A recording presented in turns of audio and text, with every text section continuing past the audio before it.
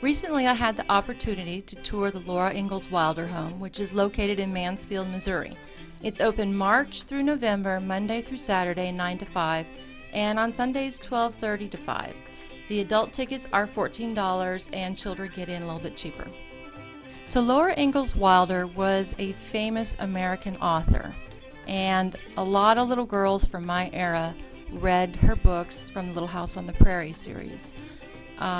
She was one of my favorite authors, not just because my mother read the books to me, but because she had so many great adventures, and the great adventures were not just adventures she made up in her head, but real things that happened to her and her family in her life.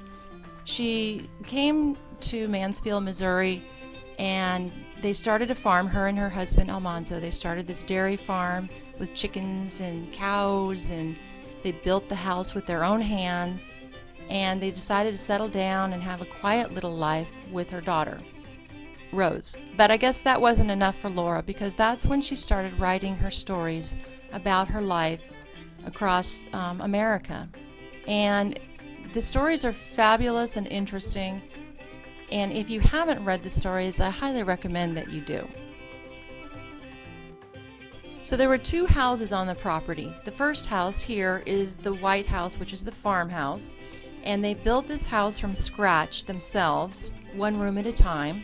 Almanzo kept adding little bits here and there for Laura, and eventually they've got electricity and running water in the house over a span of time.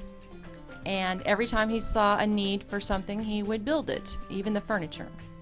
Obviously, since it was a farm, they had chickens, and they also had cows and fruit trees, and that is how they made their living. So this path leads to the second house, and it is called the Rock House. So in 1915, Laura and Almanzo's daughter Rose Wilder Lane began her writing career in the San Francisco Bulletin.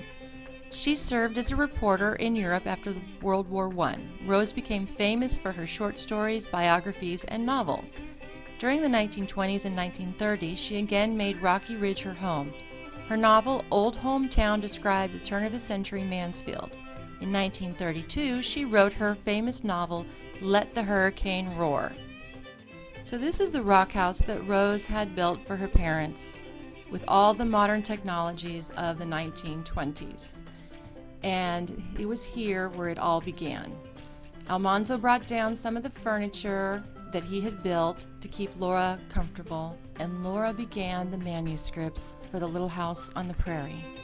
On her 5-cent tablets and with a pencil, she would sit in the chair that Almanzo made for her, and she would look out the window at the beautiful farmland, and she would remember her childhood of the little house in the big woods, and the little house on the prairie, and the house by Plum Creek.